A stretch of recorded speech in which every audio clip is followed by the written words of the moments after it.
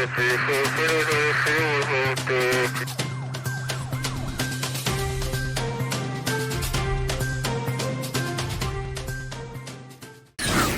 Fourth Estate. Breaking news. Alberta reveals spending plans. Wear your face mask. COVID-19 is airborne. NHL player set dates to resume play. With your news anchors, Nikki and Solrak, reporting live at TalaLuvzRadio Worldwide.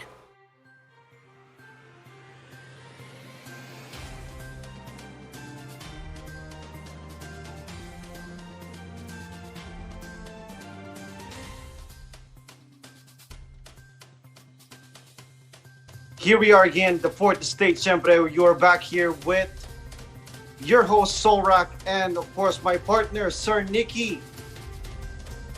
Yes, Solrak, another Friday night, and welcome to TFE. And tonight is a very special night, Solrak. We're gonna have the good ambassador of the Philippines to Canada, Ambassador Rodolfo D. Robles, shortly here. And also we have some guest panelists tonight that we will be discussing about the people in Canada, migrants in Canada, as well as credentials qualification here in Canada. Yes, Sir Nicky, and siyempre, no, very special guests. So I would like to mention their names. Siyempre, we're going to be bringing in tonight Enrique Mendoza. He is here from Calgary, and I believe two of our other guests will be coming from your side of the town, Sir Nicky. Would you kindly introduce them, please?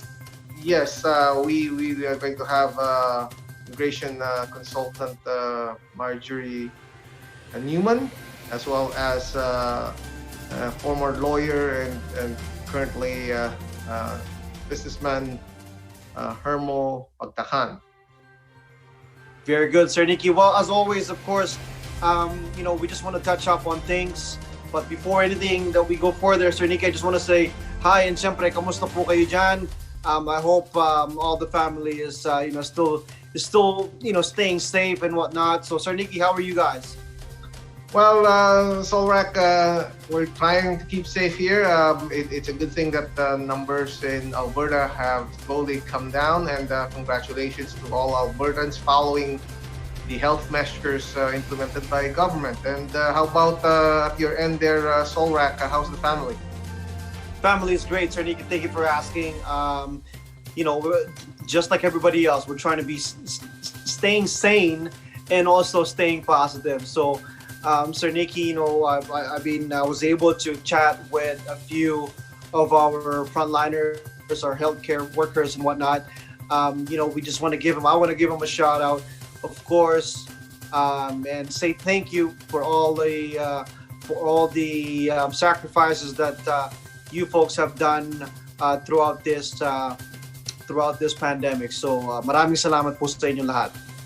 Definitely, Solrak, that's a lot of people always forget, siguro ang focus nila ngayon is to bring those numbers down, but itong mga doctors natin, mga nurses natin, sila yung nasa front line, and not only the doctors and nurses, right? We have to also commend the cleaners, who keep the environment clean, not just in the hospitals, but also in all the offices and the places that needs to be sanitized.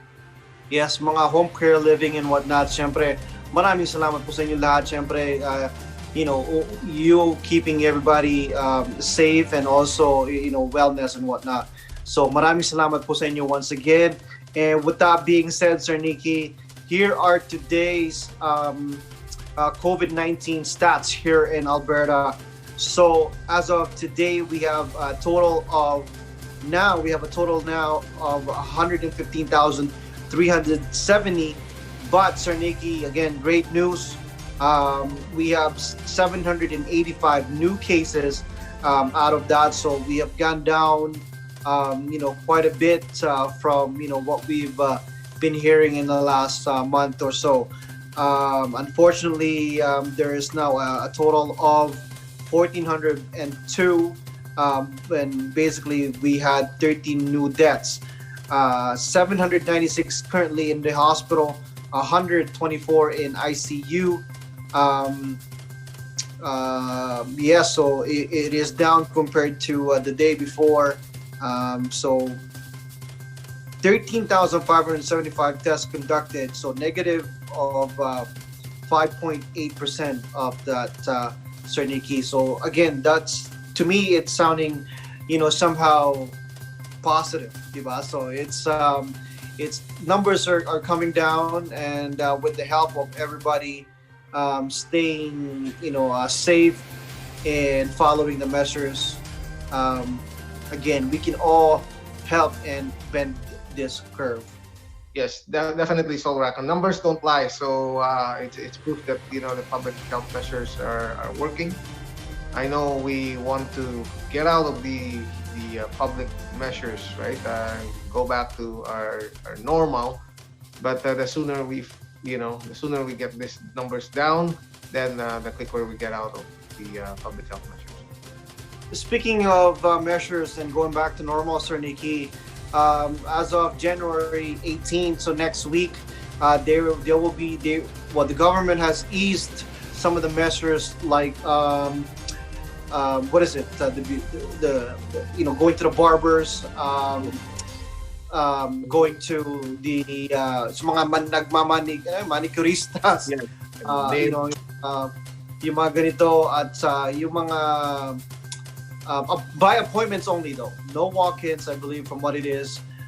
So they're slowly opening up our small businesses and whatnot, and hopefully, it will trickle down with the help of everybody. Once again, we'll get there, and soon enough, next thing we'll know. Hopefully, I'm very hopeful for this, that everybody will start going back to work. Yes, definitely. So yan ang target ng government, is to get the economy back on its feet, and without your help, hindi mangyayari yan. So thank you for staying safe. Thank you for following the public measures, putting on your mask and keeping distance. Sir Nikki, with that being said too, another thing that has come down earlier today was our health minister Shandro says today that from news from Pfizer, it's going to be a little bit of a slow process that's happening for us here in our province with regards to the vaccine rollout. Shipments to Alberta will still continue, but they will contain fewer doses, according to Sir Shandro, to our Minister Shandro. Yun nga daw, medyo merong konting delay with regards to the deliveries due to the production issues. So sana naman wala namang mga mali-maling nangyayari, or ibang mga sitwasyon na nangyayari na hindi natin alam. Sana totoo ang mga sinasabi nila at medyo may konting issues lang. Yes, the way it looks, obviously the demand is too high, right? As far as that is concerned, because Pfizer is not just supplying Canada, it's supplying the rest of the world as well. But the good news there, Solrak, as well today, was that I learned that Johnson's & Johnson's also have a vaccine already that would require only a single shot.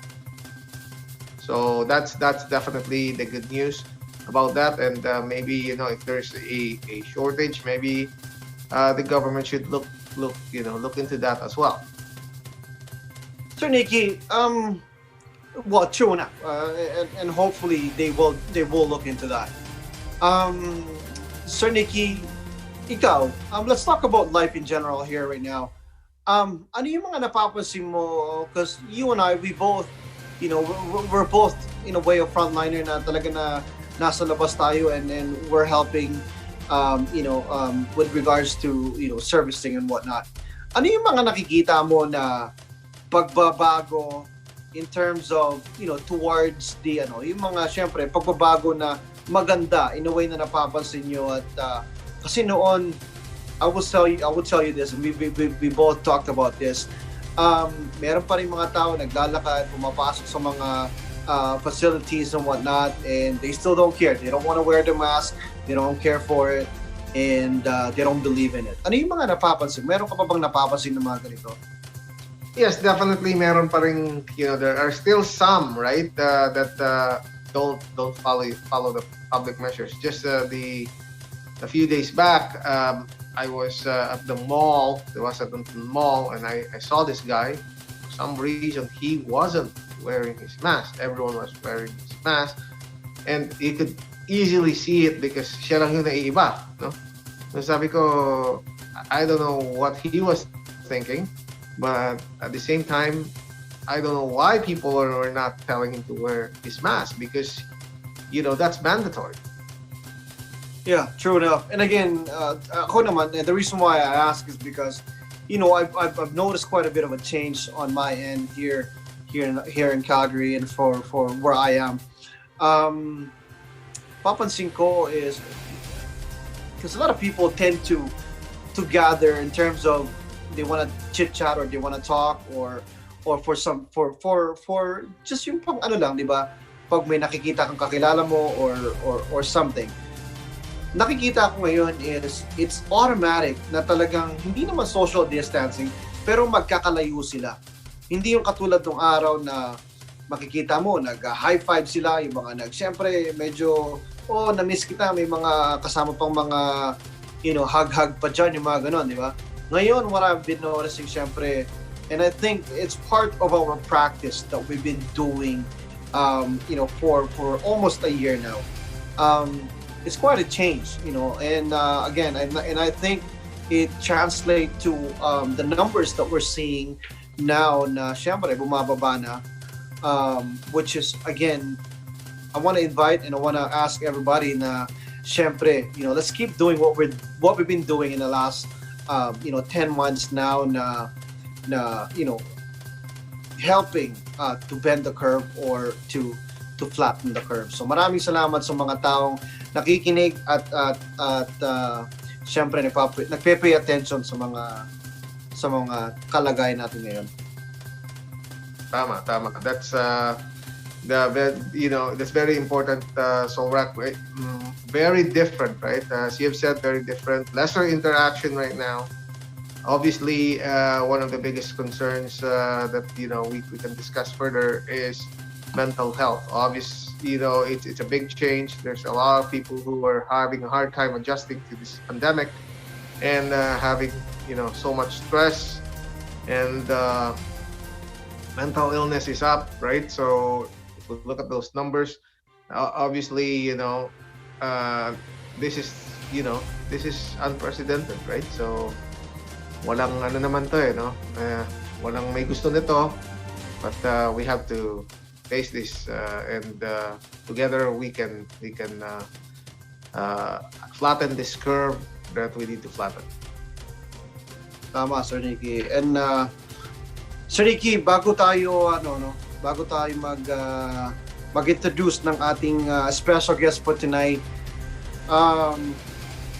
guys, we've decided today, sa ating mga nanonood sa atin today, we've decided to talk a little bit less of not necessarily negativity, pero yung mga situation na nangyayari sa atin ngayon. We want to lighten up a little bit here and bring in some positive news to you guys and just talk life in general. Yung mga na-experience natin dito sa Canada, or again, just life in general. I hope you guys can appreciate what we have stored for you guys tonight. Sir Nicky, if you don't mind, kindly please do the honors of introducing our special guest. Yes, Solrak, thank you very much. Ladies and gentlemen, we are proud to have tonight the newly designated Ambassador of the Philippines to Canada. It's the Honorable Rodolfo D. Robles, and he is going to be with us tonight, and I have some few questions for the Honorable Ambassador, and I'll start with my first question to the good ambassador. And as the new Philippine ambassador to Canada, what is the top 5 things you want to achieve? Nikki, gandang sa'yo. Good evening. I'm grateful that you are having me in your program. At the same time, before I proceed to answer your question, let me first lay a predicate of my mission as ambassador. Kasi alam mo, in our Philippine Constitution, there is a mandate to ensure or to enhance our independent foreign policy. And this independent foreign policy, by the way, is supported by 3 pillars. One of them, the first one, is to secure our national security. The second one is to enhance or to stabilize our economic stability. And the third one is to care for the welfare of the Filipinos. In my case, especially Filipinos here in Canada. And the Filipinos here in Canada, as everybody knows, is quite a number. I think statistics show that it's about 1 million people, 1 million Filipinos here in Canada. And they comprise a very strong number among the people here in Canada now.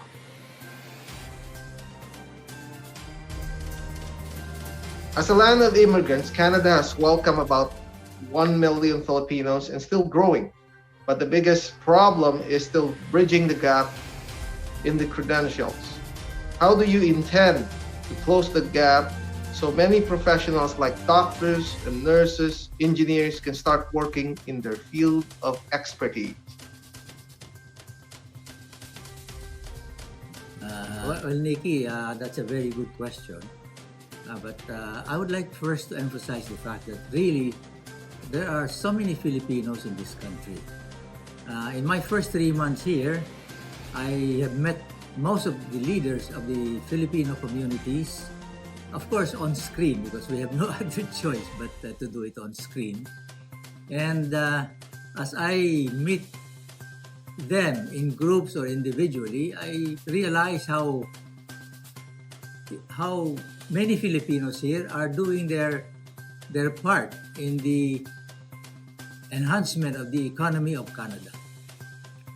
I realize that there are people, Filipinos here, who are very busy in their own activities. There are workers, there are restaurant owners, there are technology people, and they become a very important segment of the economy of Canada. And to tell you very frankly, I'm very proud of their performance, and I hope they will continue to be as industrious and hardworking as the many Filipinos here in Canada. Of course, this does not mean that they have no problems, because they really have problems, and that is what I'll be working on. I will explain to you a little later the things that I intend to do to help our Filipinos here in Canada. And by the way, as far as trade is concerned, there is a joint committee or commission between Canada and the Philippines, and that's where we will discuss basically what they call the free trade agreement. Of course, the details I cannot discuss yet because it will be still agendaed, but that will take care of how to balance the trade between the two countries. In the meantime, I will be explaining to you a little later what specifically I would like to accomplish or do for the Filipinos here in Canada. What can your office do to encourage universities in Canada to provide training and set up office in the Philippines to pre-qualify and prepare immigrants of the Canadian way so that they can work in their field of expertise? Nikki, that's the most important question you'll be asking me today, because I think that will be my principal objective, my my mission as ambassador before I leave for this post as ambassador. You see, as I go around and talk to people, the basic problem, as you have mentioned, is many doctors are working as nurses, and nurses as caregivers, and so on and so forth. And that is a very important problem which needs to be addressed. Now, let me tell you my personal approach to this. Right now, we are doing the spade work for what I call, if I may have a hashtag of CES, which means credentials, exchange, and scholarship. Right now, there are scholarships going on. And on this matter, we have already asked our posts in Calgary, in Vancouver, and even in other places to give us an update of the universities that are already offering scholarships, although in very limited number. But as soon as we gather all these things about universities, then we will work out something like we can have exchange programs between students in the Philippines and students from Canada. By the way, politically, this is not done by the federal government, as you know. It is done on a province-to-province basis, and perhaps on a guild or group basis, which means we have to negotiate with the universities and other schools to establish some kind of a scholarship agreement or scholarship grant, and perhaps establish more student exchange programs. And this will be on a university-to-university basis. By the way, there are already scholars being allowed or studying already in Canada. There are about a number of them, and there are also scholars studying in the Philippines.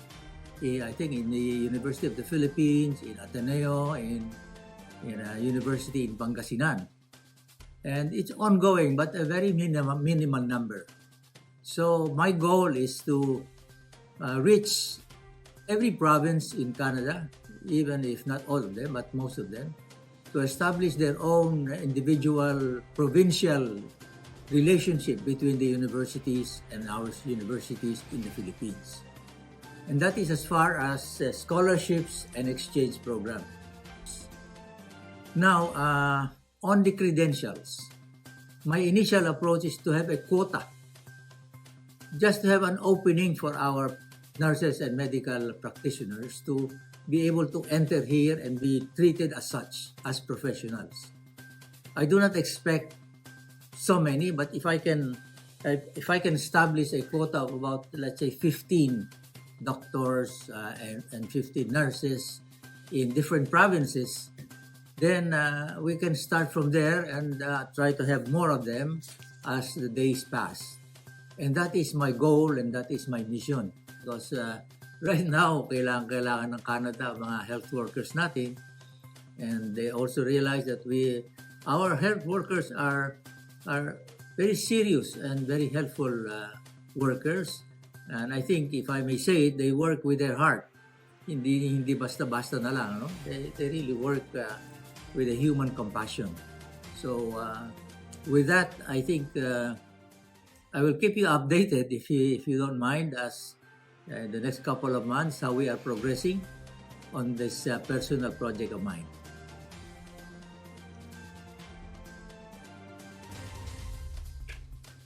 The Philippines has banned entry of foreign nationals from Canada until January 15th. What was the reason why Canada was included in the list?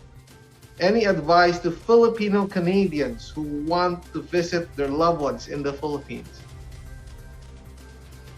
Well, before I answer your question, may I just say that I have met many members of parliament, many bureaucratic leaders, and I have explained to them more or less this project of mine, and they are very sympathetic to my ideas. So I hope this will be a signal for me to proceed with more enthusiasm in the future.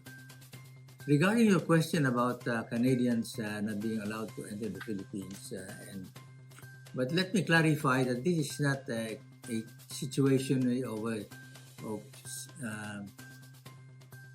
make singularly prohibiting Canadians. This is involving many other countries. At least what I know is about more than 20 countries are being involved in this prohibition, and this is really a self-defense mechanism against COVID in the Philippines. And by the way, Filipinos who are properly documented are allowed to enter the Philippines. Of course, they have to go through the normal quarantine business, but they are allowed. They are allowed. Filipinos are allowed. I would just say that it may not be the most propitious time for Filipinos to be going around the world riding planes, and because they become exposed to this very dangerous invisible enemy of ours. So maybe they can wait a little bit for the more advantageous time to visit their relatives. But again, we did not single out Canada or Canadians from entering the Philippines. As a matter of fact, what I heard from news is that even the United States are included in these 20 countries, or more than 20 countries that are not allowed to enter the Philippines. So that is really something we have to do to avoid further cases of COVID in the Philippines.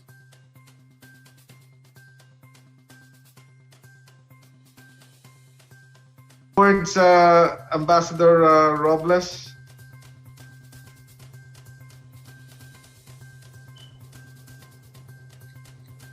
Well, Nikki, I would like everybody to know that our embassy is very hardworking, individually speaking. They are doing everything they can in the middle of these difficult times. And most especially, we have encouraged and really pushed our consular officials to render service to our people on their personal problems. But rest assured that we will not stop. As a matter of fact, we even a Saturday service, so that those who have no time during weekdays can come to the embassy for their documentations or visa problems. And in the meantime, I hope our country, Canada and the Philippines, will have a more friendly and productive relationship. And I also pray that our Filipinos here will be working more and will be facing this problem with faith and confidence.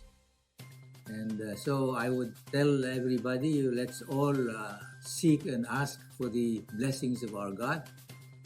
May the Lord protect each and every one of us, and may the Lord guide me in the days to come.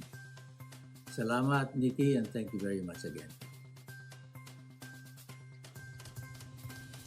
Ladies and gentlemen, yan po si Rodolfo Robles, ang ating ambassador who is at the Philippine Embassy in Ottawa, who was appointed by our President Rodrigo Duterte last year po sa February 22nd, 2020. Ayan po, maraming salamat po sa inyong time. We really appreciate your time, Ambassador Robles. All the best to you, and syempre God bless po sa inyo, at maraming salamat po for stopping in here at the Fourth Estate, syempre with your host here at Soul Rock and ang aking partner na si Sir Nicky. Yes, Soul Rock, gusto ko lang sabihin bukas tayo, no? Bukas tayo para sa Embahada ng Pilipinas for any messages and the communication for the Filipino people. Ayan po. Maraming salamat. And guys, we'll be right back here at the Fourth Estate. Siyempre, meron pa po tayong mga special guests here tonight. So, dyan lang po kayo. We'll be right back.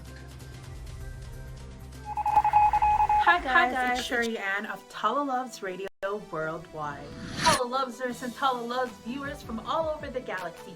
Don't forget to tune in to TalaLuvzRadio Worldwide 24 hours, 7 days a week, only at www.TalaLuvzRadio.com. And of course, now our very own app is also available for download. So check that out and you can take us wherever you go with our class trance music, because we are the home of the stars where love resides. Spread the love, love, love.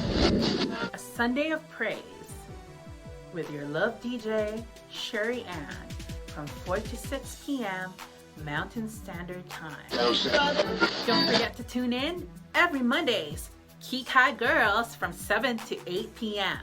Because you feel you, I feel me, I feel you, we feel each other, because we are the Geek High Girls. Angel and Sherry Ann. Tune in every Thursdays from 7 to 8 p.m. at TalaLuvzRadio, our local radio here in YYC, with your love DJs, Sherry Ann and DJ Soulrat.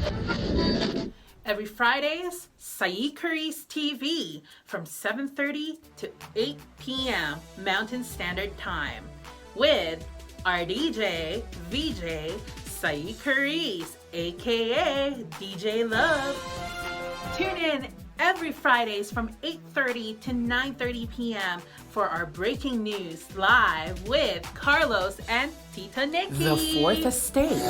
Check out every Saturday from all day, only at TalaLuvzRadio Worldwide at www.TalaLuvzRadio.com and our very own app at TalaLuvzRadio. Download it now for a top 40 Billboard charts all day long on Saturdays. Please don't forget to check us out also at our very own hub, our very own network at www.TalaLuvzRadio.com. That's www.TalaLuvzRadio.com. And for the comfort of being able to bring us wherever you go with our 24 hours, 7 days a week class trance music. Because here at TalaLuvzRadio, we are the home of the stars where love resides. TalaLuvzRadio Worldwide.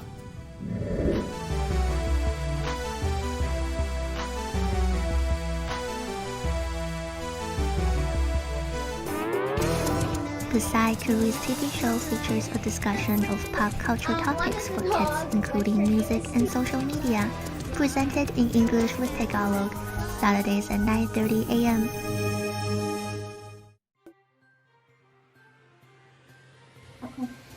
Hello everybody, welcome back here at the Fourth Estate. Ako guys, we are very, very excited for our next half of our show here.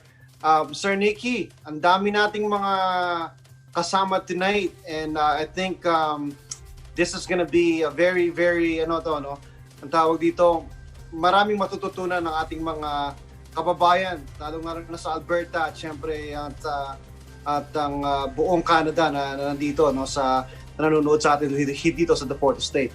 Pakilala natin sila, Sir Nicky. Yes, definitely. We would like to welcome to the house si Sir Eric Mendoza. Is that correct? Correct me if I'm wrong, Solrat? Yes. And thank you for joining us. And also in the house is no less than our immigration consultant, Marjorie Newman. And good evening, and thanks for joining us, as well as Attorney Hermo Pagtakan. Thanks for joining us tonight. Thank you very much. Good evening, everyone. Ayan. Well, guys, we've been, me and Sir Nicky here, we've been talking and we've been, parang may na-assemble lang kami in a way of things that we have to learn or we have to know to help our kababayans, siguro not only here in Canada, but syempre mainly here, to a lot of situations that we feel that there's ways that we can be better at. Sir Nicky, we've been talking about katulad ng mga tinanong mong question sa ating ambassador na si Mr. Robles. part of that, I think one of the things that very important was the education. Can we touch up on that a little bit more, Sir Nicky, and maybe our guest can help us out also to further that information. Alam mo, Surat, napaka-importante nitong talakayan nito, because isa sa mga tinatawag ko na nakalimutan, sa integration into Canadian society is itong credentials ng migrants, So yung mga pumapasok na immigrants, disregardless if they're coming from the Philippines or any part of the world, so pumasok sila dito, kailangan harapin nila ang buhay Canada na tinatawag natin. Itong buhay Canada is tough, right? Because for example, if you're coming from the Philippines, isang example lang yun, dun sa Pilipinas mainit. Pagdating mo dito sa Canada, napakalamig. Nag-adjust ka sa weather, nag-adjust ka sa pagkain, ibang pagkain, And then marami pang ibang bagay na pinag-a-adjustan. And then now you're faced with hopes that you're gonna get a better life. And obviously, lahat tayo pumunta ng ibang bansa, to see a better future for our children, right? So land of opportunity ang Canada. Pero pagdating mo dito, you're facing a blank wall and saying, okay, yung credentials ko ba, kung abogado ka sa Pilipinas or kung nurse ka sa Pilipinas, tinatanggap ba dito? Unfortunately, hindi. Kailangan i-challenge mo yun. And so sa dami ng na-adjust mo, maraming bagay din ang nakakalimutan. Yung mga basic stuff, right? So yun ang gusto kong pag-usapan na kung paano natin matulungan ng mga kababayan natin to integrate into society faster. And this is the reason why tonight I made sure and made it very important to have immigration consultant Marjorie Duman, because she will be a very good resource for this, as well as Attorney Pagtakan, who was practicing lawyer for 20 years in Canada. Sir Nicky, before we start, I just want to say something, May I? Sure. Go ahead. Okay. When I was migrating to Canada, I attended the thing in the Philippines, yung tinatawag na PDOS o Pre-Departure Orientation Seminar, para to orient us with the culture, the environment, and the things we can expect when we migrate to Canada. However, practically speaking, even though you attend that seminar, you won't still be able to appreciate kasi it's something new, di ba? Hindi mo ma-appreciate yun. So, there is really still the need na i-orient sila dito. And that's where our community, through participating organizations or a group of professionals can help our newly landed immigrants in making their adjustment to Canadian life easier, facilitate the adjustment to Canadian life, di ba? Yun lang muna bago natin umpisa. I just want to mention that we have such pre-departure orientations. I don't know if they're still doing it now. I attended that mga 40 years ago pa, 35 years ago. So maybe newly landed immigrants can enlighten us on that. So right. Yeah, ako naman, I brought one of my good friends, syempre, si Sir Enrique, who's also been in Canada for 40 years. He's seen and a lot of different walks in life. Sir Eric, ano ba yung sa tingin mo? Have you seen any changes, especially here in Calgary, or let's say even in Alberta, with the situation, yung mga taong kakadating lang?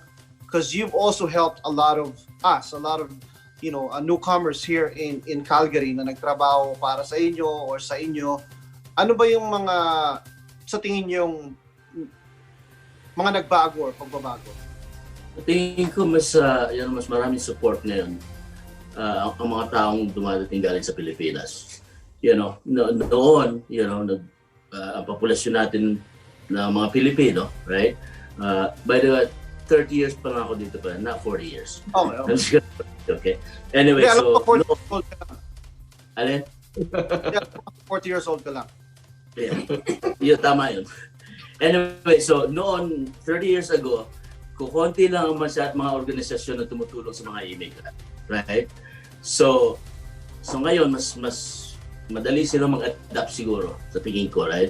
But the challenge to be as an immigrant is paano ka mag-adapt, sa culture nila, right? Kasi ang tanong mo sa sarili mo, are Canadians as polite as Filipinos? Are they as respectful as Filipinos, right? So yung mga tinatanong natin sa sarili na ganun, right? So kasi to be successful or pagiging maging Canadian ka is you have to be like them too, right? Sagot sa tanong mo, changes, yes, malaking pinagbago. So, Marjorie, matanong lang kita, no? So, as far as immigration laws are concerned, changes pagdating ng mga new immigrants dito, may pagbabago ba ever since? May improvement ba? Is there such an orientation going on when they land in Canada? And what are the measures that the government has taken to improve this? Good evening, Sir Nicky, Sir Solrak, sa lahat. Magandang gabi po, maayong gabi kung na mga Bisaya na watching us right now. Thank you very much for having me tonight. Anyway, so foreign credential evaluation or recognition evaluation is an integral part with Canadian immigration po. When you apply for permanent residence through Express Entry, Federal Skilled Worker Program, Federal Skilled Trade, Canadian Experience Class, kailangan na nila yung foreign credential. You have to go through third-party evaluation credential assessment. When you apply ngayon sa bagong caregiver program, the home childcare pilot and the home support worker pilot, kailangan na rin nila ng credential evaluation. Like for example, sa World Education Services or sa IQAS. And then in response yung sasagot kanina, yung PDOS, Pre-Departure Orientation Seminar, it's still going on. Lahat ng pumapasok na immigrant, kahit yung mga bata pa, except for minor, they have to go through that bago sila makakalabas sa airport.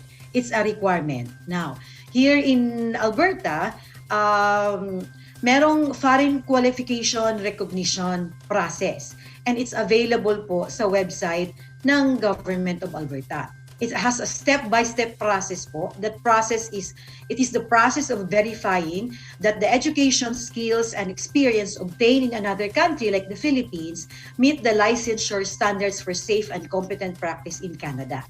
Now, as we all know that many occupations in Alberta are regulated. As mentioned by our ambassador earlier, like yung nurses, mga healthcare workers, which means they have to be licensed by a provincial professional regulatory organization, or in short, PRO or PRO, to work in that occupation. Now, other common terms that mean the same thing as regulated, pareho lang siya, regulated or certified. They mean the same thing. So, what is the role of the PRO? Or the provincial regulatory organization. So I strongly suggest to kababayans in Alberta na ito po yung first step. Okay? We go through the website of Government of Alberta and doon hanapin natin yung foreign qualification recognition. It will tell you the step-by-step process. So what does the PRO do? It assesses if you have the necessary qualifications to meet the licensure requirements to work in Alberta. Now, the assessment will include the following: education, work experience, and proficiency in English. Now, lahat ng a-applyan natin ngayon sa Canada, whether federal program or provincial program, even mag-apply ka ng citizenship, Canadian citizenship, nagre-require na ngayon ng English proficiency. So, kailangan prepared ka na talagang there is no wala kang choice. part talaga yun sa assessment process. I think that's very important, Marjorie.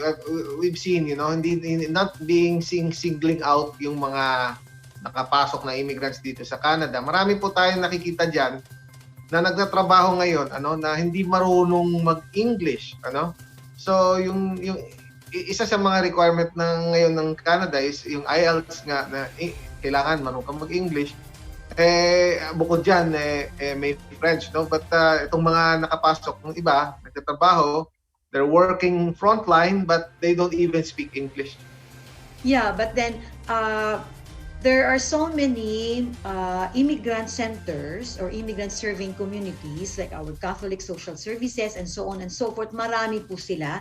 There is a complete list here in Alberta ng sa website din ng Alberta government wherein they can take English classes for free because these agencies po are paid or supported or funded by the government.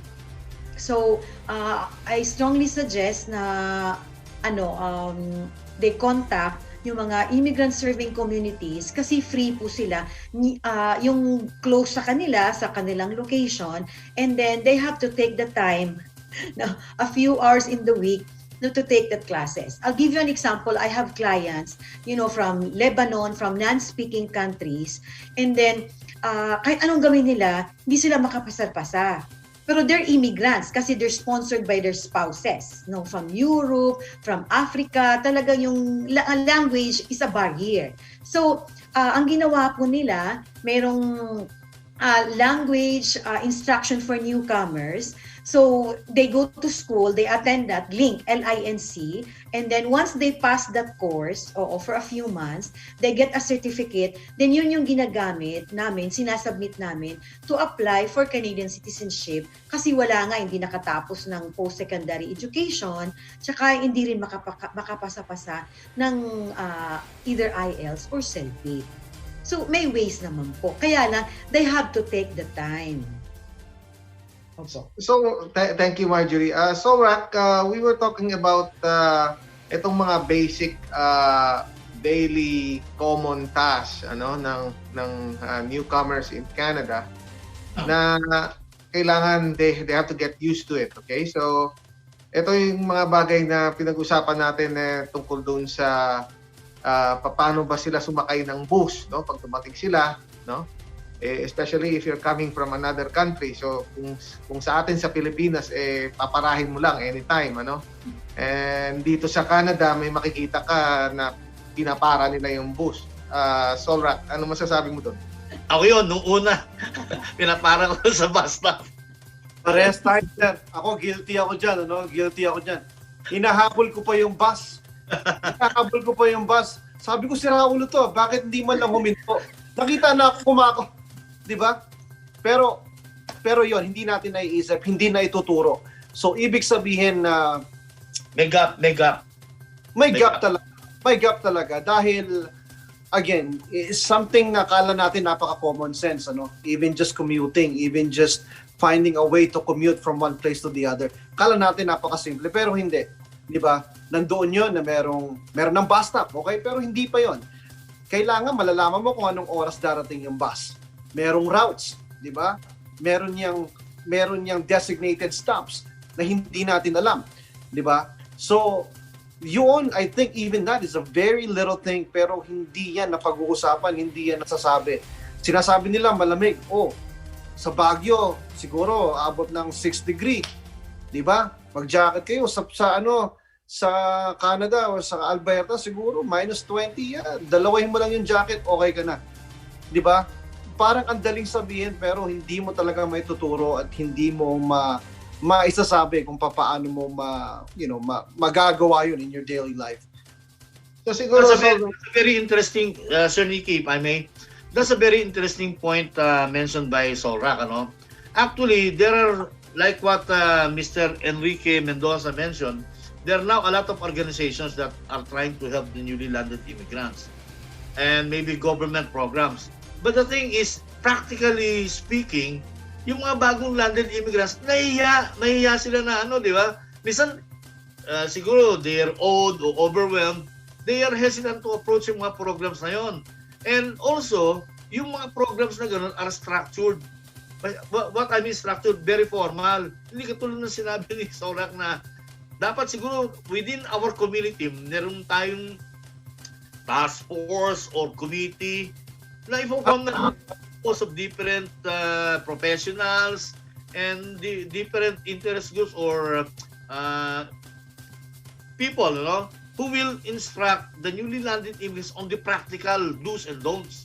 Katulad niyan, sinabi nga ni Sorak, ako rin, guilty ako nung bago natin ako, first day yata, magbabasa ko. Kumakamay akong ganyan, di ba? So, tuturo yun, Sir Nicky eh. And then another one, may nagsabi rin sa akin, ito, sabi niya, nung bagong dating ako, I went to Safeway, nagtanong ako, do you have tasty? Sabi niya, tasty.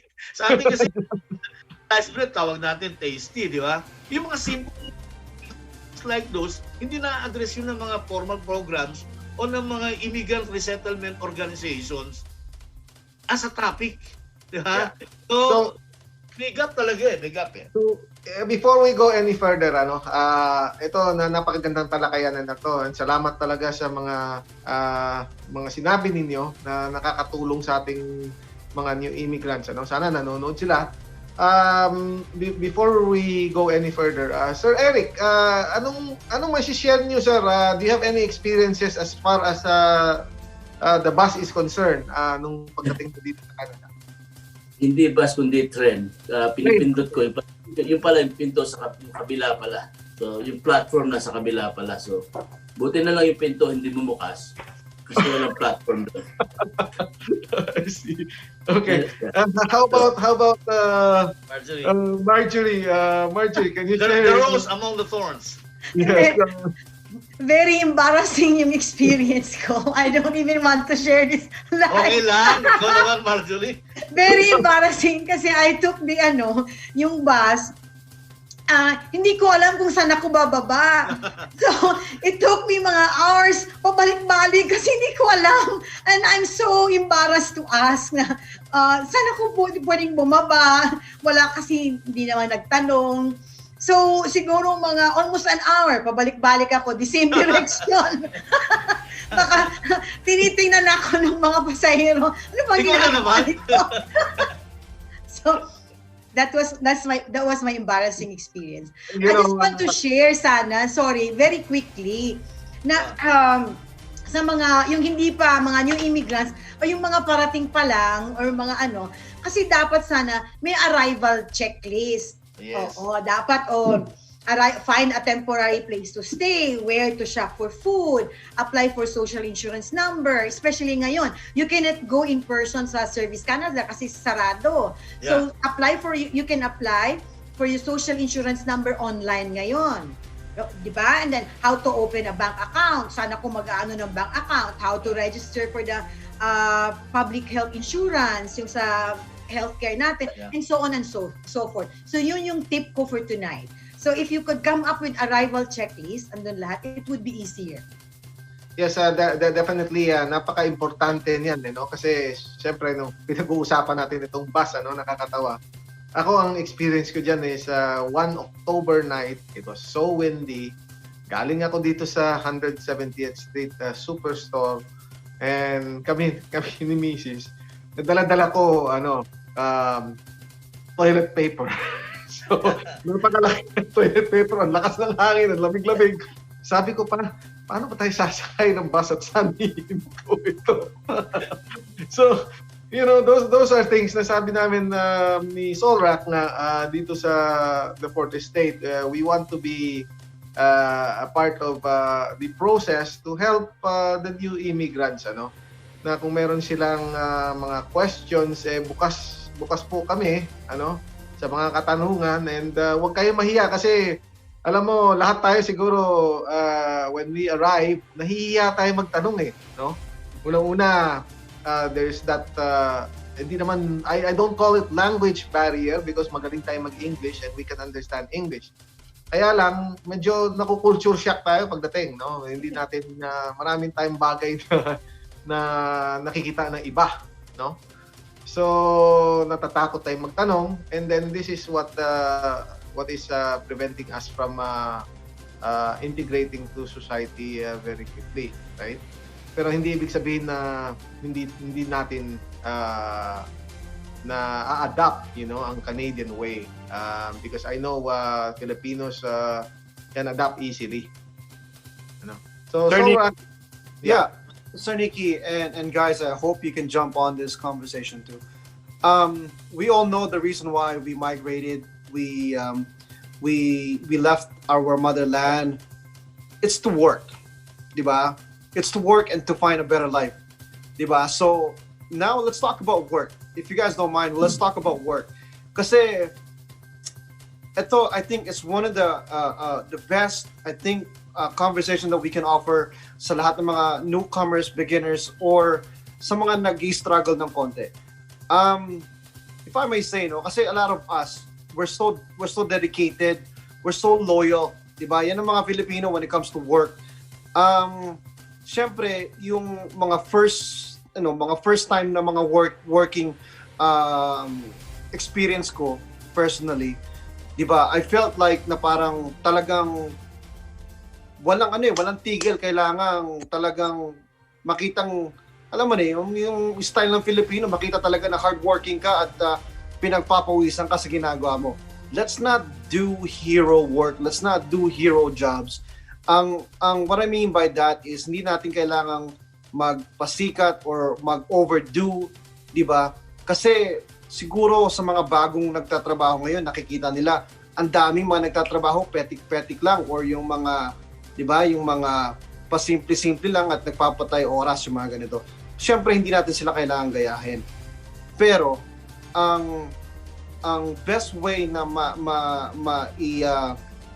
maidadagdag ko dito, and I think, and this is why I brought my good friend Sir Eric, who actually I worked for 25 years ago, when I first started work, and Sir Eric here, he used to run a big company here in, not just in Calgary, I believe it's all over Canada. Sir Eric, is that correct? That was Western Canada. Okay, Western Canada. And yeah, and well, you can I think you can share that story of yours. Kung gaano karami mong nakita ang mga Filipino at ang mga, syempre, ang mga trabaho na ginawa nila, as a Filipino na may loyalty and hard work. Yeah, so being loyal sa trabaho mo, there's nothing wrong with that, right? Because it will actually reward you, Lalo na yung mga Pilipino na kunyari meron silang profession doon, right? And hindi nila magamit dito, right? So actually, para makuha mo yung gusto mo na wage, is to stick with the company for many years, right? Para makuha mo lahat yung gusto mo, yung wage na gusto mo, right? But you don't have to be loyal kung sa tingin mo na yung trabaho, if the work is not for you, na nahihirapan ka, right? So, yun ang ko na, 10 years sa trabaho will help new immigrants kung kontento na sila doon, right? Because sooner or later, angat yung sweldo mo, mapopromote ka. Kumukha ng trabaho ko, yung una kong trabaho that was Robles, right? I worked there for 13 years, right? And nilay off lahat yung mga tao, right? And nagtaka ako yung pinakamalalit, sa mababa, ako lang iniwan nila. I was the only one that they left, the ownership. I was surprised. So siguro may nakita sila sa akin because I come into work every day, right? And yun. And yung sweldo ko tumaas, obviously, right? So, yun ang istorya nun. So, be loyal kung gusto nyo, but you don't have to kung yung trabaho mo is not for you, right? And ma-advise ko sa mga bagong immigrant is to feel at home. Feel at home because Canadians are very good people, right? Especially here in Calgary. They're polite, they're respectful, right? And, it's a good place to be. Thank you. So, Solrak, balikan natin. We were talking about jobs here in Canada. Siguro sa mga in the course of jobs through the years, kung yung mga nauna dito, katulad nila Attorney Herm and ni Eric, maybe Attorney Hermo can pitch in some insights on that working here in Canada. What is life or working here in Canada? Like newly landed immigrants, when I came over here, I faced the dilemma. Sabi ko, kasi lawyer ako sa atin, di ba? So sabi ko, am I going to pursue accreditation dito or magtrabaho na ako? Kasi I started a family then. I have the daughter already. So kinakailangan mag-survive din kami. So, pero naisip ko, kung halimbawa na it will take me 2 years or 3 years to complete the accreditation process, 2 years or 3 years will pass. So I might as well na matapos ko yun dahil sa ayaw ko sa gusto, lilipas ng 3 years eh. So ang attitude ko is I might as well finish it para pagkatapos ng 3 years, tapos na ako. So what I did is I applied with a law firm and at the same time, I worked from 9 to 5, ano? And then at the same time, after that, I'll take a 30-minute break for dinner. And then I stay in the office from maybe 6 o'clock to 12 midnight or 1 o'clock. Every day yun, kasi kinakailangan mag-review ko. I was required to complete three things. One, pass special examinations in 5 subjects. Yung mga 5 subjects na wala sa Philippines. Kasi ibang Canadian legal system sa Philippines kaysa sa Philippines, ano? Number 2, I was required to write and pass the bar exams. And number 3, I was required to article. Yung articling, parang apprenticeship yun. So I have to complete the articles for 1 year. Ngayon, ang nangyari, I was able to complete everything in less than 2 years. The problem I faced then is, they still will not allow me to take my oath kasi hindi ako Canadian citizen. So, sabi ko, siyempre, Pilipino tayo, hindi naman sa fighter tayo eh. Sabi ko, may paraan yan, may paraan. So, saka I want to mention na siguro, kung talagang faithful ka, you'll be guided by the Holy Spirit, ano? So, the Holy Spirit will send us ideas through, kasi the Lord will not be speaking to us directly. He speaks to us through various modes or medium, like people, messengers, or minsan sa news, minsan sa horoscope. So, nagkataon naman yung office mate ko, may kakilalang MLA. So, nabanggit ko sa kanya, paano bang gagawin natin? Sinuggest niya, kausapin namin yung member of the Legislative Assembly na si Jim Heron. So, agreeable naman, in-sponsor niya yung bill. Actually, the essence of the bill is to exempt me from the requirement of Canadian citizenship. So, yun, hindi naging madali sa akin dahil I have to go through the proverbial eye of the needle. Dumaan ako sa congressional hearing, parang legislative committee. Talagang ginaril ako. Mr. Pagtaka, why should we grant you the bill? What makes you special? Why? Okay? So, ang pinaka-main argument ko to cut it short is, if you won't allow me, then I won't be able to pursue my career, and in essence, you'll be depriving me of my right to livelihood, which is protected under the Canadian Charter of Rights. Siguro nabawalan natin sila. So, pinal nila yung bill, and then it has to go through 3 readings. Ang mabigat na naman ito, noong December 17, that's the last session of the legislature. Ako lang mag-isa na sa gallery. Alam ni Ma'am Marjorie yun, sa gallery, nanonood ako. 30 minutes na lang, hindi pa tinatawag ang bill ko. It has to go to 3 readings. Pag hindi natawag yun, on that session night, magko-collapse ang House, mag-adjourn. Start na naman ako next session from step 1, ano? And then again, so andun ako sa gallery, Lord, sabi ko, Lord, please. Maswerte naman, o blessing, in the last 10 minutes, tinawag na ako yung bill ko for first reading. Then mga last 5 minutes, sabi ko, tulungan niyo ako. Tinawag second reading, and then, would you believe, last 2 minutes, tinawag for third reading. Hi, thank you Lord, sabi ko gano'n. Kaya after that, naipass yung bill, pinirmahan ng Lieutenant Governor, it became a law. So it's called now the Hermopactacan Bar Admission Act of 1987. It's in the statute books of Alberta series of 1987. Kaya ako sinishare yun, hindi para magyabang, boss. Sinishare ko yun para maano yung mga encourage yung mga kababayan natin na if there's a will, there's a way. And strong faith also helps, because then when you have faith, the Holy Spirit will enlighten you and will guide you and make a way for you. That's all. Salamat, Hermo, for sharing that. Marjorie, maybe you want to share something about immigration consulting. I know a lot of people or people want to get into the field of not specifically siguro immigration consulting lang, but other fields that they can get into, no? So baka may ma-share ka na tips for these people who want to challenge some exams or professions here in Canada. So, very quickly, I'll just start. So when dito sa Alberta, there are a number of organizations and resources that can help anybody find work and build their career in Alberta. I just want to mention, meron tayong Alberta Support Center. It provides employment programs and services across Alberta. There's ALIS, ALIS, provides career, learning, and employment information for Albertans. And then we have our immigrant serving agencies.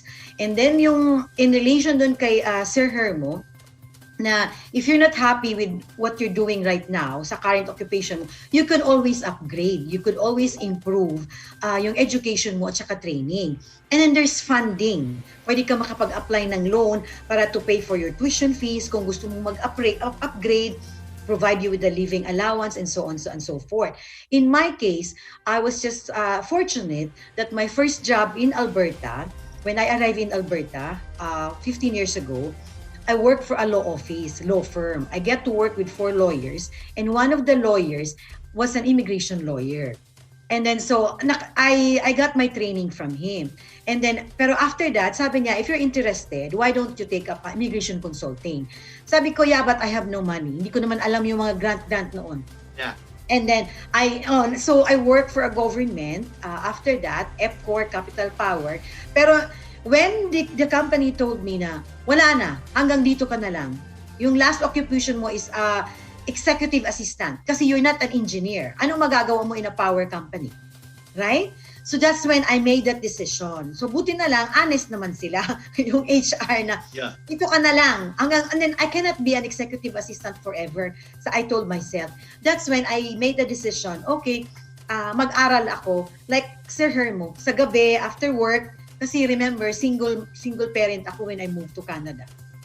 So I have a daughter na isusupport ko. So nag-aral ako, and then immigration consulting for 10 months, and then I took the exam, then I challenged the exam, and then I applied for certification. Pero ang tip ko, before ka mag-upgrade, before spending all those time, before tsaka yung pera, lahat-lahat na, tingnan mo muna kung ano yung passion mo. Kasi yung immigration consulting, being an immigration consultant, or yung any occupation for that matter, kailangan you love what you do. So yung passion ko to help, yung passion mo to serve, provide information, you make a difference in the lives of people. Yun yung gusto ko eh. So you always enjoy doing it. So yun lang yung ma-share ko sa kanila. And then when they practice their occupation or their profession, with yung strong ethics, yung moral standards that would serve them as a guide sa kanila. And okay, on that note, Solrat, kay Sir Eric, I know you mentioned Eric that you're into business right now. So sa mga immigrants naman na gustong maging businessman dito, maging entrepreneur, may ma-share ba kayo, Sir Eric? No, kasi I don't know, balik siguro yung promotion natin kasi wala ako sa business niya. Nagtatrabaho lang sa So anyway, nagtatrabaho lang ako sa kumpanya na kamukha ng Dollarama. I was there for 10 years, right? Ako nagsiset up ng tindahan nila across Canada, from coast to coast. When I joined that company, they only had 400 stores here in Canada. When I left 2 years ago, they had 1,100 stores, right? So, yun ang trabaho ko. I don't have my own business. I just work for a company. I see. So, Solrak, for those people who would like to know more about the auto dealership industry, what can you share to them? Maraming overhead, sir. Malaki ang overhead. Pero before anything, and the reason why I suggested to Sir Nicky na we want fresh minds na to share to our viewers, to our fellow kababayan, syempre, na there's a push na pwede nating gawin, na pwede tayong umangat, na pwede tayong somebody who we wants to be, di ba? Kasi a lot of the times, Sir Nicky, we've talked about this number of times na pag pumunta sila dito or nag-immigrate, not only in Canada, again, across the globe. Di ba, ang first things first for them all the time is talagang trabaho. Di ba? And then, ang nakakalimutan nila, like what Sir Ermo said kanina, sabi niya na parang, well, okay, kailangan kong mag-provide, di ba? Siyempre, isasantabi ko muna yung personal ko na gustong i-accomplish or kung ano man yung school or whatever it is na I want to take, I have to provide for my family. So, nangyayari, di ba, paulit-ulit eh. It's a broken record na ang nangyayari, imbes na yun na nga, ituloy natin, like what Sir Ermo did, tinuloy niya yung kanyang pagpapractice at he went for his yung kanyang pagiging lawyer, di ba? Talagang na para makuha niya yung sa Canada, yung license sa Canada. So same thing for the engineers, same thing for the doctors, same thing for everybody. Kasi di ba nga ganun ang nangyayari? Most of the time we get too complacent na okay, kumikita na ako eh. Sir, kumikita na ako, I'm okay. Di ba? I can provide for my family. Di ba? Ang hindi natin na realize, especially here in Canada, like what Sir Eric said earlier, napakaganda ng Canada at napakabait ng mga Canadians, di ba? Hindi lang very good point kasi itong nagiging problema ng nakikita natin sa community. Lumalaki yung community, it continues to grow. Pero yung Pilipino, alam naman natin, napakatalino niyan. Kahit saan mo dalhin, kahit saan mo ilagay, they will shine. Ang tanging problema is yung confidence. Nakikita natin confidence. Pag pumasok dito, alam natin na gusto na magtrabaho agad, para kumita. And we do understand that. But marami sa ating mga Pilipino dyan na very, very qualified, pero takot. Takot mag-challenge ng exam. Nakukontento na lang na, for example, if you're a doctor, nakukontento nagiging nurse or and so on and so forth. Dapat huwag kayo matakot. Kasi in fact, yung education na kinuha nyo, hindi naman kailan na we're up to standards, right? May mga tinatawag natin na Canadian way, with due respect to the Canadian system. Obviously, kailangan intindihin mo yung procedurals nila, Iba, siyempre, nasa panibagong bansa ka, iba yung mga patakaran dito, right? Iba yung mga regulations dito. Yun ang mga bagay na kailangan pagtuunan ng pansin. Yeah, and also, and again, nothing to say anything bad about what our fellow kababayans are doing, di ba? Wala kami sinasabing ganoon. Ang sinasabi lang namin is syempre, di ba, kung meron po tayong gustong marating or something, di ba? Let's fight for it. Yeah. Diba? Solrak, can I mention something? Maganda yung feeling out there. I just want to emphasize that when you make that decision, there is no right or wrong decision. There is no right or wrong. Nasa sa iyo na yun eh. I want to point out na yung ginawa ko, bili mo everyday yon. From 9 to 5, magtatrabaho ako. And then from 6 to midnight o 1 o'clock, magre-review ako, uuwi ako ng bahay, gigising na naman ako ng 5 o 6. Then, repeat na naman, katulad ni Ma'am Marjorie, ganun din ang pinagdaanan niya. I want to point out the human element. There is a price you pay. And what is the price that I paid? Nawalan ako ng time sa panganay ko. Hindi ko masyadong na-enjoy yung fatherhood ba? Dahil survival eh. We have to choose survival, di ba? No? So, I just want to point out that you have to be ready. Whatever decision you make, there's no right or wrong, but you have to face and be ready to face the consequences. Yun lang po. Maraming salamat. Solrak, if I may add, ladies and gentlemen, isa sa mga I call, isa sa mga gusto kong mangyari talaga, kaya itong mga katanungan ng credentials, foreign credentials, na na-recognize dito sa Canada is because, alam niyo, napakahirap para sa isang immigrant. No? If you're a landed immigrant or kung worker ka man, papasok ka dito and you want to work in your field of profession, nag-a-adjust, ang daming pinag-usapan natin, no? You're not just adjusting to weather, you're adjusting to a new life, right? Hindi mo alam ang buhay dito, ano ba, how do you find a place, how do you rent, how is everything, how are you gonna secure a loan if you need to secure a loan. Ang dami mong inaasikaso, no? So in that process, marami kang nasasakripisyo, right? Tulad ng sabi ni Attorney Hermo. So, kaya pinupush ko talaga. I really want, and I've been pushing this hard, that the government should step in and try to bridge that gap, between the Philippines and the provincial government, Kasi sa dami po ng tinatawag natin na organisasyon, may mga organizations ng doctors, may organizations ng engineers, and so on and so forth.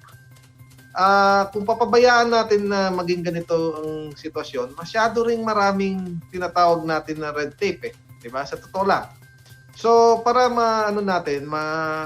medyo ma-enhance yung process, And mas mabuti yan kung from the country of origin, doon pa lang sinicertify na. Right? So kung let's say for example, bigyan ko kayo ng halimbawa, kung ang NAEP nasa Pilipinas yan, nagpadala ng professor dyan, testing professors going to the Philippines, nagpadala na ng modules yan, mag-aral sila doon. Ang mga nag-aaral doon na magmamigrate dito sa Alberta or anywhere else in Canada, meron silang support ng kin nila doon, So they don't have to worry about the weather or anything else, right? Magpo-focus yun doon sa pag-aaral nila, and then once they are recognized, then they can fly over. Immediately, magtatrabaho na yan. Na magtatrabaho na yan, it favors the government because nagbabayad na ng tamang buwis yan. Imagine mo kung doktor pumasok dito, nagtatrabaho bilang taxi driver. Anong saysay nun, di ba? How does that help the government? Solrak, what can you say about that? Well, yeah, 100%. Kasi ganun talaga, di ba? Kailangan na meron na, like what you said, it's exactly what you said. Kailangan na talaga meron na tayong bridge, di ba? Kasi, as of what, 2018 or 2019, who was the number one migration country that's coming in here in Canada? Filipinos, di ba? Not only in Alberta, I think even in Ottawa, it's the number one migrating mga national. Is that correct, Miss Marjorie? Top source countries of immigrants po, I believe for the past 3 years. 3 years. India, China, and Philippines. Pero 2014 po to 2017, I'm just not sure. Philippines po. But there's so many. There was a time na for so many years, Philippines po yung top source country of immigrants. It's just like 2 years ago na tayo ng India, China, pero we're still on the top 3. Yes, and that includes the foreign workers too, correct? Yes, yeah, yes. And then sa international students, in 2020, we placed top 12 na source countries for international students sa Canada. Diba? So that's the whole point. The whole point right there. Yeah. Having a Nikki, diba? So Yes, I think it's and siguro Solrak, isa sa mga bagay din na dapat pag-usapan, ano? When you enter Canada, alam mo, siyempre pag pumasok ka sa Canada, hindi ka naman wala kang kulang ka sa kaalaman, na tinatawag natin. And I think our resource today, right? Si Marjorie Newman, si Eric, and si Atty. Hermo. Because of them, marami tayong naihatid na na facts, no? Ito yung mga actual facts na kailangan yung matutunan yung mga bagay na ito. And syempre, in the course of your stay here or your entry into this country, some people get into trouble. So, let me ask Atty. Hermo. Atty. Hermo, ano bang do's and don'ts, no, ng isang bagong immigrant dito sa Canada? Because iba yung batas dito eh. Follow the law. That's simplistic. Pero this is where the community through the organizations can come in. The organization or pwede siguro tayo mag-initiate, we can hold periodic seminars, information seminars about the legal system in Canada, what you should do, the do's and don'ts, sabi mo nga. And then even Ma'am Marjorie can pitch in, di ba, about the legal system. So that's where community support should come in. Kasi we cannot just rely on the government, Brad. The government is not the business of the government to orient the newly landed immigrants. Maybe they will provide funding, but it is mainly the task of communities themselves through their organizations to educate and inform and organize information seminars nga towards that. I think Ma'am Marjorie can answer that.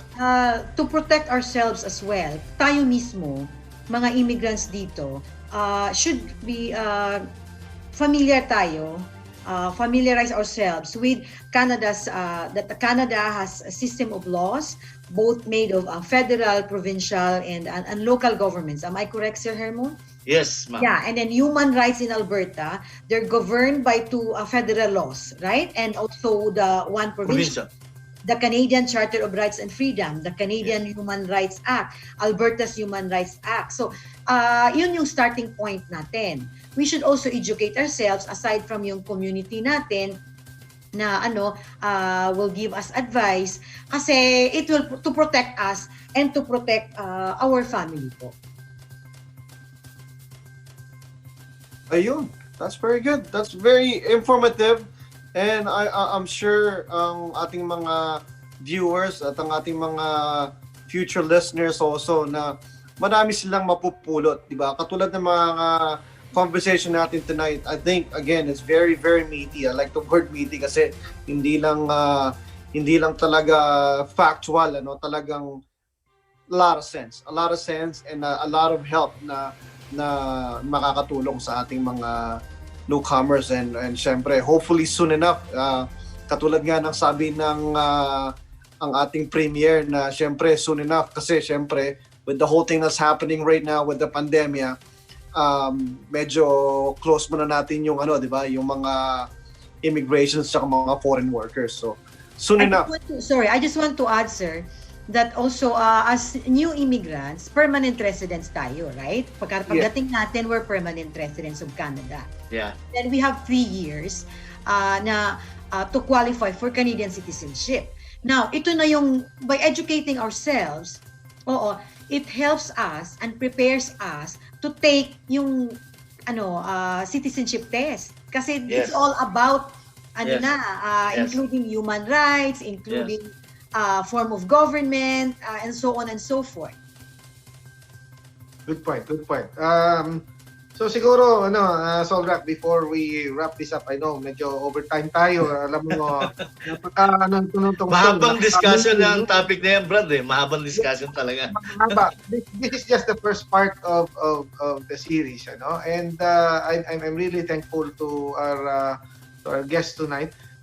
Sir Eric, I'm not letting you off the hook, kasi maraming, Sir Eric, maraming mga Pilipino, na they come here to work. Remember that. And That's right. What I want you to do is to share on the management side, right? As you say, you're not in business but you're in the management yeah. side. No? Yeah. So That's a good. ito napakahalaga kasi marami sa ating mga Pilipino, to be honest, are very good managers. So mag-share ka naman ng experiences and ng tips, you know, sa mga taong gustong Manager.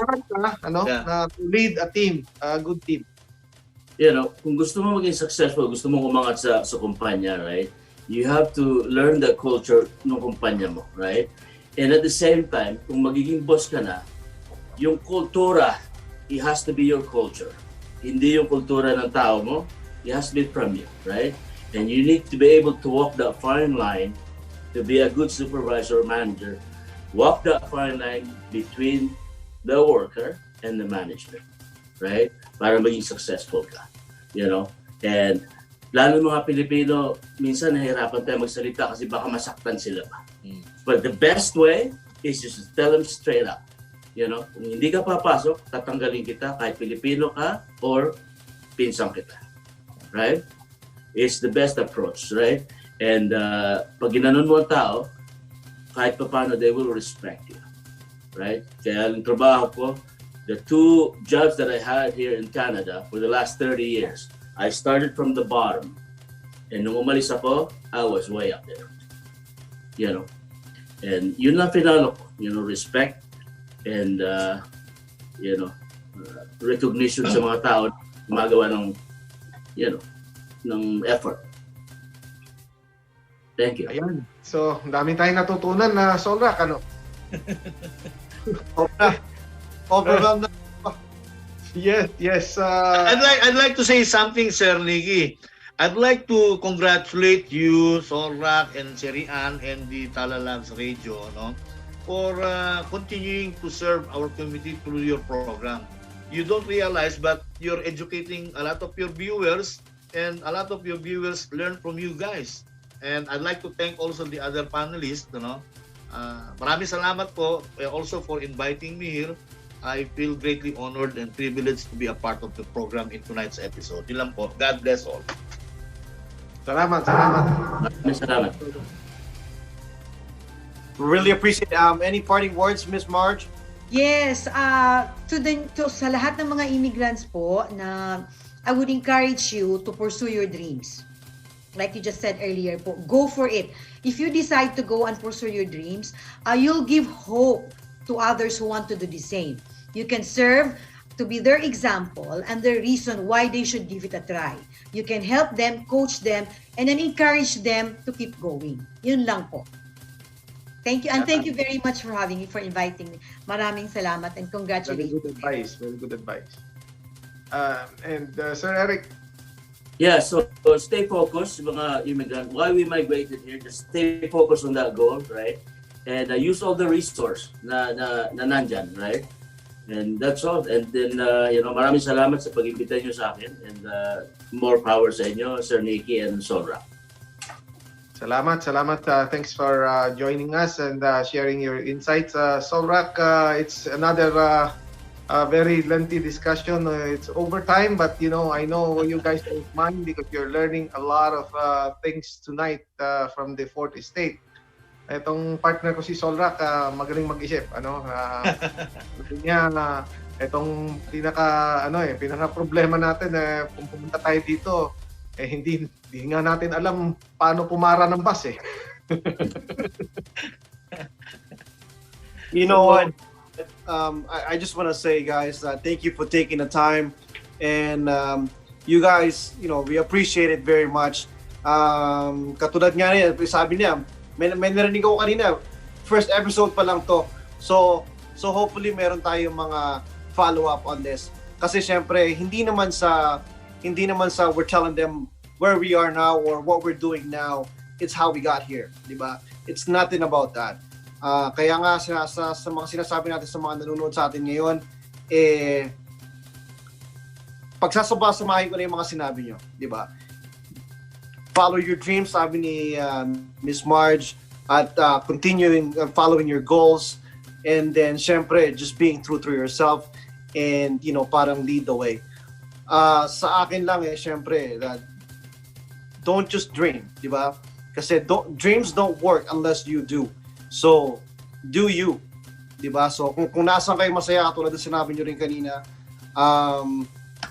tawag dito, kung saan kayo masaya, syempre, doon kayo magsasucceed, doon gaganda ang buhay nyo. So, again, maraming salamat po sa inyo lahat for being here. Sir Nicky, go ahead. Yes, sa ating mga viewers, Mr. Vic Fulgencio, maraming salamat sa pagpanood. Evelyn Bailon, thank you for watching. Also, Teresa Coronado, thank you for watching. And sa lahat ng viewers natin, kung meron kayong mga suggestion o topics na gustong talakayin, let us know please. Just send us an email or a message, and we'll definitely look into it. Solrak, yes, maraming salamat sa ating mga guest panelists. It's been a wonderful night and very informative to our viewers. At sana marami silang natutunan. Kaya ako sinabi first part lang ito, Solrak, this week, because ang dami pang mga simpleng bagay na napakasimpleng bagay na iba dito sa Canada na kinalakihan natin sa Pilipinas, So abangan yun sa mga susunod na episodes, because doon kayo matututo ng mga simpleng bagay, na anong pagkaiba. Kasi dito may tinanungan ako, tapos nagmukha akong tanga eh. Kaya tinanong lang ako, hindi ako naintindihan kung ano sinasabi ko. So mga bagay na gano'n, napakasimple pero importante. Tama po yan. So maraming salamat muli, and have a great night and have a great weekend, everyone. God bless everyone. Stay safe. See you all next Friday. Dito lang po sa the Fourth Estate, syempre, with your host, Solrak and Sir Nicky. Bye po. See you later.